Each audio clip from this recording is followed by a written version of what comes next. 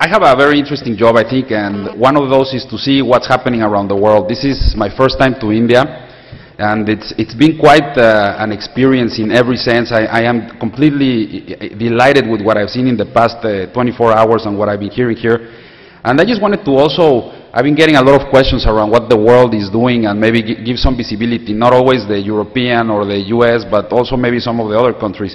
And I have some of that, but what I find kind of funny here is that a year ago I was in the region in the Middle East visiting some of the countries that are now in revolution, and I was trying to convince them to hold an event such like this, because that's one of the things I do in my job.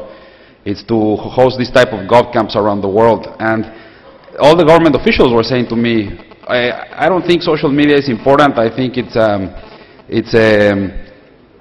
passé, it's going to be a trend that's going to go away very soon. And a year later, I'm like, maybe you should have thought about that twice before you completely dismiss the idea. So, I mean, that's something that has stricken me a lot.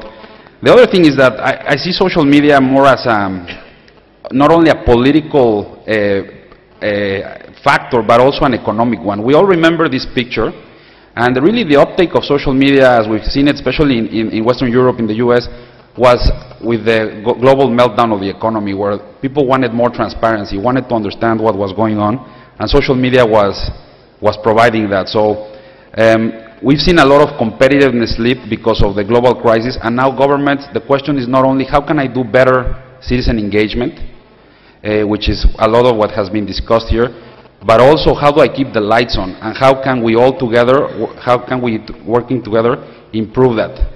And that's what a lot of social media has been helping. So you probably have felt this way, and a lot of your citizens probably have felt this way, as we heard with the census example, where people couldn't find the right service, the right phone to, and citizens really react in a very passionate way when they can't get the service from the government or the response from the government. So hopefully the examples I highlight will give you some ideas of what's going on.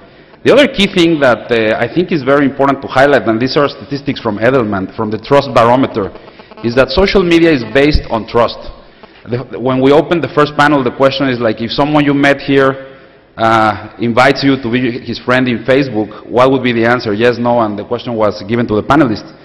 And based on this is, you first check out the profile and see if maybe I can trust that person.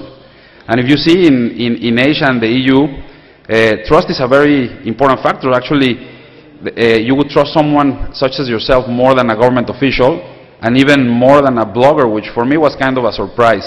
So these are the latest numbers that Edelman got this year, but I thought this would be interesting to share with you.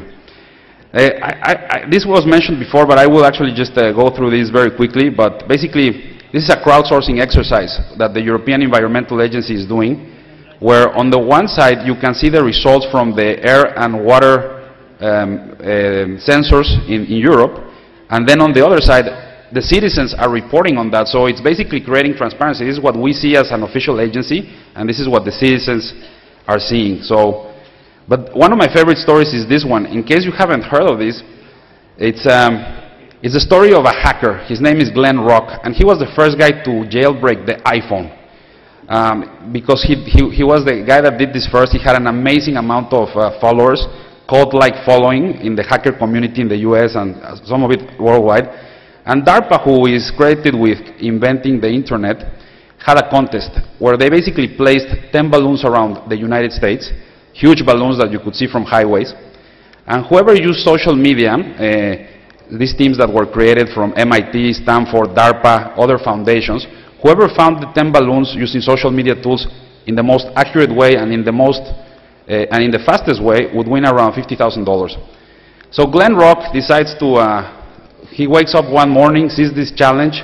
He actually used to charge for the jailbreak, and if you didn't pay, every time you turned on your iPhone, you would get a picture of him. So who wants to see him? So he says, okay, if you guys help me and see these red balloons to his 50,000 followers on Twitter, I will give you the code to the jailbreak for free, and that way you don't have to pay for it.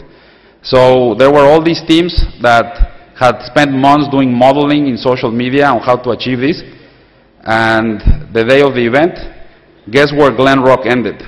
So He came in number 4th with a website called Dude, It's a Balloon. And you could tweet to him a picture, send it to this website or text it. They get a ticket number, and then the city can fix it and follow up with that citizen, and the request gets closed. So there is a handshake between the citizen and the government.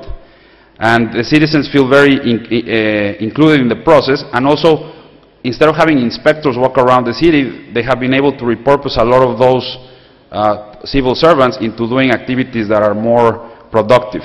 So this is a cool example. And then there are the examples that are not so glamorous. I mean, we keep hearing of the great aspect of social media, but there is also a warning there.